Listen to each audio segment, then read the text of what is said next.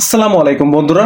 গত বছর যখন অ্যাপেল নিজেই আইফোন 17 এয়ারকে নিয়ে টিজ করছিল, যেটাকে বলা হইতেছে ওয়ার্ল্ডের সব থেকে স্লিমেস্ট ফোন, এরপর থেকেই কিন্তু আমরা শুনতেছিলাম যে স্যামসাং এরও নতুন একটা ফোন বের হবে যেটা আইফোন 17 এয়ারের মতনই স্লিম হবে। তবে শুরুতে ভাবা হয়েছিল যে এই ফোনটার নাম S25 স্লিম হবে, বাট স্যামসাং কিন্তু নিজেই এটা কনফার্ম করছে যে এই ফোনটার নাম স্যামসাং গ্যালাক্সি S25 এজ হবে। আর স্যামসাং যে এবার S25 সিরিজ লঞ্চ করলো, সেই লঞ্চ ইভেন্টেই কিন্তু আমরা এই S25 এজ এই ফোনটার গ্লিমস দেখতে পাই। এখন স্যামসাং এর এই যে স্লিমেস্ট ফোন আসতে যাইতেছে S25 এজ, এই ফোনটা আসলে কেমন হবে আর এই ফোনটাতে আসলে আমরা কি কি পাইতে যাইতেছি সেটাই আপনারা জানতে পারবেন আজকের ভিডিওতে। স্যামসাং এর এই যে S25 এজ, এই ফোনটার পিছন থেকে দেখতে কিন্তু কিছুটা আইফোন 16 এর ডিজাইনের মতো লাগতেছে। যদিও আইফোন 16 এর সাথে ডিজাইনটা মিলে গেলেও ডিজাইনটা ওভারঅল দেখতে কিন্তু অনেক ভালোই লাগতেছে, কারণ গত কয়েক বছর ধরেই কিন্তু স্যামসাং এর এস সিরিজে আমরা প্রায় একই ধরনের ডিজাইন দেখে আসতেছি। তো স্যামসাং এর জন্য কিন্তু এই ডিজাইনটা একদমই নিউ।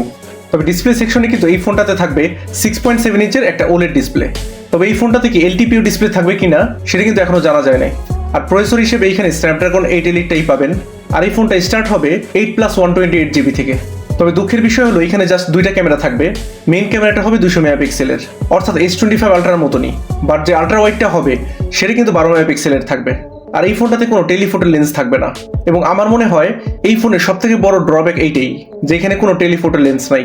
কারণ বর্তমানে আমার মনে হয় আলট্রা ওয়াইডের থেকেও টেলিফোটো লেন্সটা কিন্তু বেশি জনপ্রিয় হয়ে গেছে।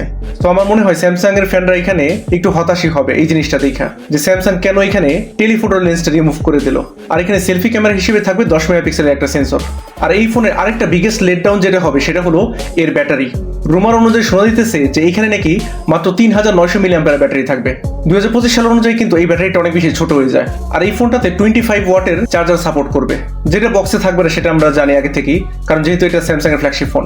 তবে আমার মনে হয় এখানে অন্তত 5000 মিলিঅ্যাম্পিয়ার ব্যাটারি ইউজ করা উচিত ছিল স্যামসাং এর। এখান থেকে বোঝা যাইতেছে এই যে নতুন টেকনোলজিটা আসছে ব্যাটারিতে বর্তমানে, সিলিকন কার্বন টেকনোলজি, এই নতুন টেকনোলজিতে ঢুকতে স্যামসাং এখনো ভয় পেতেছে। যেখানে চাইনিজ প্রতিটা ম্যানুফ্যাকচারার বর্তমানে এই সিলিকন কার্বনিতে এন্টার করে ফেলাইছে, সেখানে একমাত্র স্যামসাং আর অ্যাপল এরা কিন্তু এখনো ওয়েট করতেছে যে এই যে সিলিকন কার্বন ব্যাটারি এটি যেন মেইন স্ট্রিম হয়ে যায়। এটা যখনই মেইন স্ট্রিম হবে, মানে প্রায় প্রতিটা ফোনেই এই টেকনোলজি ইউজ করা হবে, তখনই হয়তো স্যামসাং আর অ্যাপল এই টেকনোলজিটা ইউজ করা শুরু করবে। তবে এই ফোনটা বলা হইতেছে যে 6.4 মিলিমিটারের থিকনেস হবে। তবে আইফোন 17 এয়ারের সাথে যদি আমরা তুলনা করি, আইফোন 17 এয়ার কিন্তু বলা হইতেছে প্রায় 5.5 মিলিমিটার থিকনেস হবে, যেটাকে একদম ক্রেজি থিন বলা যায়।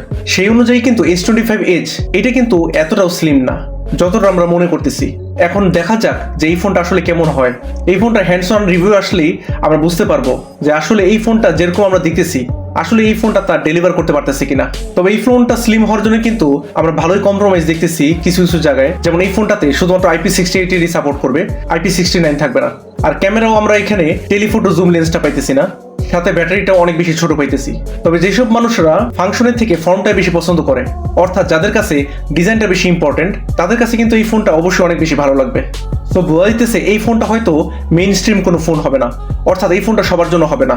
যারা স্লিম একটা ফোন এবং তার সাথে পাওয়ারফুল একটা ফোন খুঁজতেছেন, তাদের জন্য হয়তো এই ফোনটা পারফেক্ট হইতে পারে। তবে আপনাদের কাছে কি মনে হয় এই S25 এজ এই ফোনটা কি আসলে হিট হবে? আর একটা ফোন স্লিম করতে যায় এই যে আমরা এইসব জিনিসে কম্প্রোমাইজ করতেছি, যে ক্যামেরাতে, তারপর আবার ব্যাটারিতে, এই জিনিসটাকে আপনি কিভাবে দেখতেছেন সেটা অবশ্যই কমেন্ট করে জানাতে ভুলবেন না। আজ আসি, আল্লাহ হাফেজ।